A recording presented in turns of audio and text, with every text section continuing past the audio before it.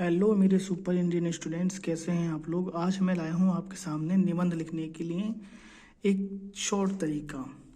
देखो, एक होते हैं समस्यात्मक निबंध। समस्यात्मक निबंध का मतलब ये है कि देश के सामने जो समस्याएं हैं उन पे हमें निबंध लिखना है। अब देखो, इसमें कौन कौन से निबंध है, बस पहले आप लोग जरा समझिए, फिर मैं आपको हेडिंग बताऊंगा। सभी निबंधों में वही हेडिंग डाली जानी है, ठीक है। तो क्या हेडिंग है, देखो जरा समझते हैं दरअसल बात को जरा। महंगाई की समस्या का कारण और निवारण, या कमर तोड़ महंगाई समस्या और समाधान, ये 2014 और 2023 में आया हुआ है। देखो, ये हेडिंग चेंज करके दे सकते हैं वो आप, तो हमें डरना नहीं है कि हमने तो कुछ और याद किया था, कुछ और आ गया।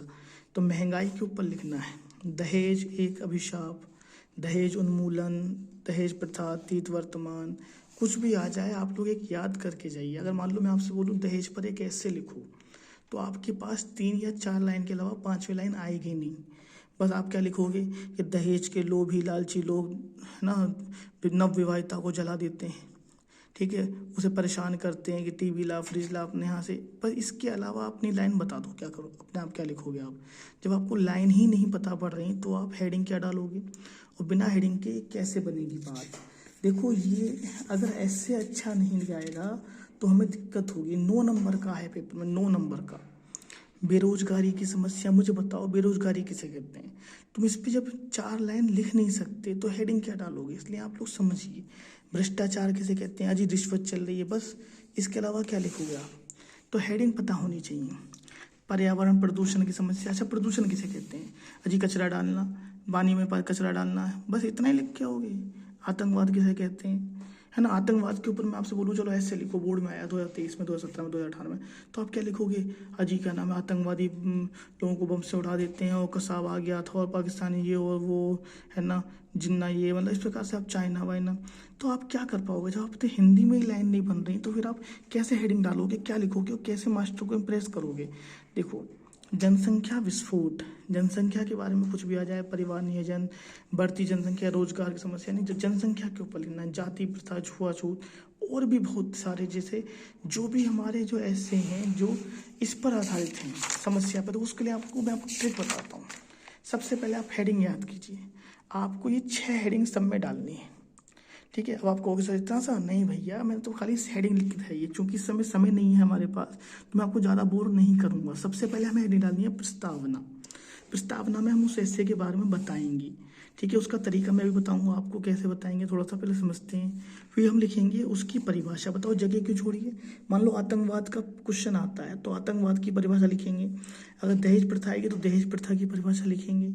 अगर बेरोजगारी आएगी तो बेरोजगारी की परिभाषा लिखेंगे। अब आइए इस समस्या के कारण, इस समस्या के कारण, इस समस्या के निम्नलिखित कारण है, फिर नंबर 1 2 3 डाल के आप जितने आप बना सकते हो पॉइंट बना दो, तो ये पेलना नहीं पड़ेगा। इस समस्या के बुरे प्रभाव, इस समस्या के बुरे प्रभाव निम्नलिखित है, भी नंबर 1 2 3 डाल के आप लिख सकते हो। हर समस्या के थोड़े बहुत अलग होंगे, बाकी सब सेम होंगे। इस समस्या को दूर करने के उपाय, तो इसको दूर करने के उपाय निम्नलिखित हैं, 1 2 3 डाल के जगह छोड़ दे, जगह नहीं छोड़े, उपसंहार मतलब लास्ट में कंक्लूजन। तो देखा आपने, कुछ भी ऐसे आ जाए आपको ये लिखना है। मैं आपको थोड़ा सा समझा देता हूँ, देखो, ठीक है। सबसे ऊपर हम क्या लिखेंगे, प्रस्तावना में हम कम से कम 3 पैराग्राफ बनाएंगे, 3 पैराग्राफ, 3।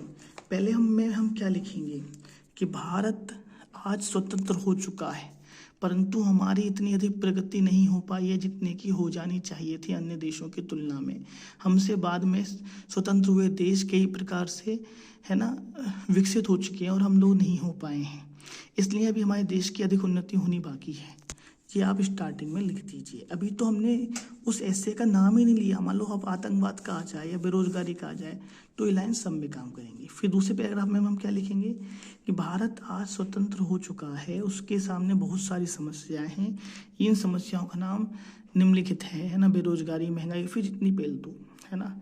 फिर क्या लिखोगे, ये समस्याएं देश के विकास में बाधक हैं, ये, है ना, समाज की उन्नति को रोक देती हैं, बना के, और ठीक है। फिर पैराग्राफ चेंज, क्या लिखेंगे, हम आज आतंकवाद के रूप में रह रहे हैं, ठीक है। आतंकवाद समाज के लिए एक धब्बा है, काला कोड है, ठीक है। तो ये ऊपर हमने हेडिंग पेल दी, 3 पैराग्राफ लिखवा दिए। पहले पैराग्राफ में क्या लिखवाया है कि भारत स्वतंत्र हो चुका है, भारत के सामने क्या है, अधिक उन्नति नहीं हो पाई है, जबकि हमसे बाद में स्वतंत्र हुए देश बहुत उन्नति कर चुके हैं, इसलिए हमारे देश की उन्नति और होनी बाकी है। फिर दूसरे पैराग्राफ में आप क्या लिखोगे कि भारत देश जो है उसके सामने बहुत सारी स्वतंत्रता समस्याएं हैं। ये समस्याएं निम्नलिखित हैं, उनके नाम लिख दो: बाढ़, बेरोजगारी, प्रदूषण, पॉल्यूशन, दहेज प्रथा, आतंकवाद, भ्रष्टाचार आदि। फिर लिखोगे इसी दूसरे पैराग्राफ में ये हमारे समाज के बाधक हैं और ये हमारे समाज के विकास को रोकती हैं, ठीक है, और इनमें से, ठीक है जी, और आज हम आतंकवाद के युग में रह रहे हैं। मान लो दहेज आ जाएगा तो क्या लिखेंगे? दहेज प्रथा के युग में आज हम जीवित रह रहे हैं। अब आ जाओ परिभाषा। मान लो आतंकवाद किया जाए तो आतंकवाद की परिभाषा लिख देनी है। परिभाषा क्या लिखोगे? परिभाषा वही लिखोगे कि जब मान लीजिए हम जैसे अब किसान आंदोलन चल रहा है तो किसान आंदोलन क्या कर रहे हैं? आतंकवादी नहीं है, वो क्या कर रहे हैं? प्रोटेस्ट कर रहे हैं, यानी कि सरकार को बाध्य कर रहे हैं। मगर आपको मान लीजिए आपको खिलौना लेना था बचपन में, ठीक है, और आपको मम्मी ने दिलाया नहीं, तो आप घर आके रुस्सा हो गए, रोड गए, बैठ गए, मैं नहीं खा रहा। मम्मी कह रही है बेटा खाना खा ले, मैं नहीं खा रहा। बेटा पानी पी ले, नहीं पी रहा मैं। बेटा मम्मी कह रही है बेटा चाय पी ले, नहीं पी रहा। तो आप क्या कर रहे हो? अत्याचार कर रहे हो, इमोशनली ब्लैकमेल कर रहे हो। तो वही कहानी है आतंकवाद की। लोग क्या करते हैं? डराने वाले तरीके का यूज करते हैं, किडनैप कर लिया, अपनी मांगों को पूरा कराने के लिए, उस आतंकवाद कहते हैं। कसाब ने गोली चला दी, वो नहीं है आतंकवाद। वो क्या कर रहे हैं? डरा रहे हैं कि हमारी मांगे पूरी करो, इस टाइप से। अब आ जाओ इस समस्या के उपाय, कारण। तो सबके कारण एक जैसे लिख दो। बढ़ती जनसंख्या इसका कारण है। नंबर दूसरा, इसलिए सभी लोगों को रोजगार नहीं मिल पाता है। नंबर तीसरा, सभी लोग बहुत गरीब हैं, इसलिए कम पैसे के मारे ही क्या कर देते हैं? बुराई का कदम उठा लेते हैं। इस प्रकार से आप 3-4 लाइन बनाकर लिख सकते हैं। हेडिंग अच्छी होनी चाहिए। फिर हम लिखेंगे समस्या के बुरे प्रभाव। फिर बुरे प्रभाव लिख दो। मान लो आप बेरोजगारी पे लिख रहे हो, ठीक है, आपका रोजगार लिखा नहीं, सुबह उठ के तैयार होकर दौड़ मारने निकल गए, फिर खाना खा लिया, भाभी क्या कह रही हैं? अजी देवर जी कुछ कमाओगे नहीं, मम्मी कह रही है काम का ना काज का, दुश्मन अनाज का।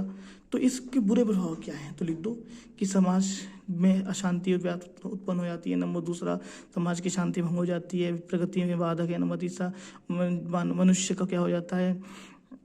समाज में इज्जत नहीं होती। इस प्रकार से आप 3-4 पॉइंट बनाकर लिख कर आएंगे, ठीक है।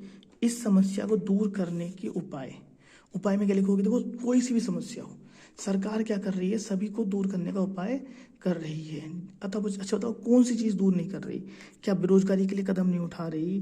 कि दहेज प्रथा के लिए कितने सारे कानून बने हुए हैं? अगर दुल्हन विवाह के मंडप में ही कह दे कि जिसने मुझसे दहेज मांग रहा है तो भैया दूल्हे को कैद हो जाएगी। तो इसका मतलब क्या है कि समस्या को दूर करने के उपाय निम्नलिखित हैं। क्या लिखेंगे? नंबर 1, हमारी सरकार ने बहुत सारे कानून और नियम बना दिए गए हैं, ठीक है, बहुत सारे नियम बना दिए गए हैं। सरकार बहुत जागरूकता फैला रही है, पोस्टर लगा रही है, स्कूलों में पाठ पढ़ा रही है, प्रचार कर रही है कि इस बुराई को अपना छोड़ दो। लेकिन फिर क्या लिखेंगे? लेकिन फिर भी हम इस बुराई को नहीं छोड़ पा रहे हैं, क्योंकि हमारी ये प्रॉब्लम जब तक दूर नहीं हो सकती जब तक कि हम लोग इसके विरुद्ध अपनी कमर ना कस लें। इस प्रकार से हमें लिखना है। फिर क्या लिखेंगे?